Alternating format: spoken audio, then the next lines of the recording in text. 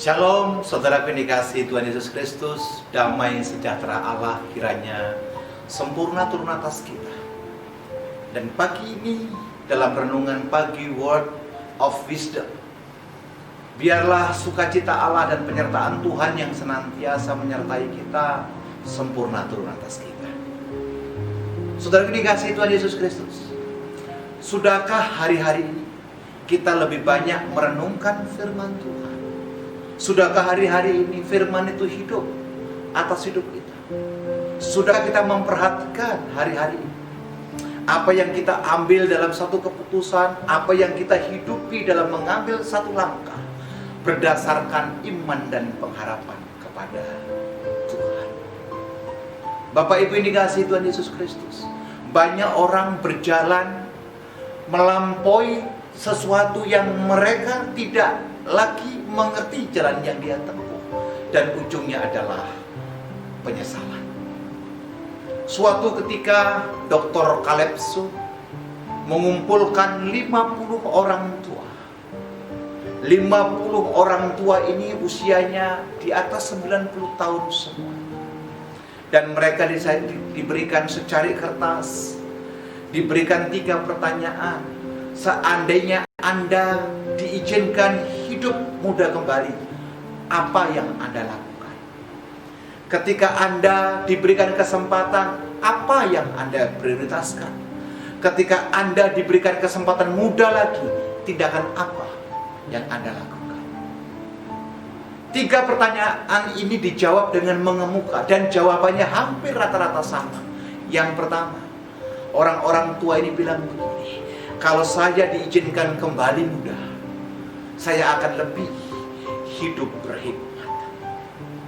Kelompok kedua mengatakan, kalau saya dikasih kesempatan hidup muda kembali, saya akan gunakan waktu sebaik mungkin supaya hidup saya lebih bermanfaat bagi orang lain. Ada jawaban yang ketiga. Jawaban yang ketiga mengatakan bahwa ketika kita diberikan kesempatan hidup lebih dan ada kesempatan muda kembali, saya akan melakukan hal-hal yang penting supaya hidupku setelah kematian mendapatkan perkenanan Tuhan. Pertanyaannya adalah, apakah waktu itu bisa kembali? Apakah pertanyaan yang disampaikan Dr. Calypso ini bisa kita hidupi? Yang jelas tidak. Mari kita buka sebentar renungan kita dari Efesus pasal 5. Ayat yang ke-15 dan ke-16 berkata demikian. Efesus pasal 5.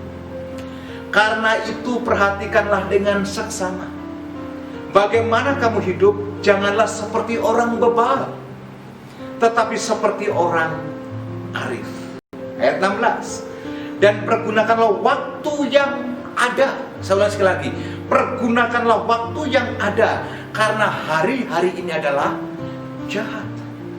Kalau hari ini kita dikasih kesempatan hidup, harusnya kita gunakan dengan baik. Kita tidak tahu sampai kapan pertandingan kita selesai. Kita tidak pernah tahu kapan kita akan berakhir atas hidup ini. Rasul Paulus mengingatkan jemaat di Efesus, perhatikanlah bagaimana kamu hidup. Saya berdoa siapapun yang ikut renungan Word of Wisdom pagi ini, kita bisa koreksi diri. Kita bisa menggali nilai-nilai daripada Tuhan. Bisa nggak hidup atas hidup kita?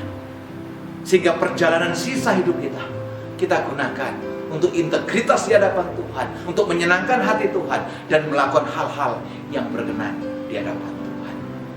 Kita tahu situasi sekarang sulit. Kita tahu pandemi ada di mana-mana. Kita tahu hal-hal yang tidak baik terjadi. Dan kita tahu dunia ini semakin jahat. Tapi dengar baik.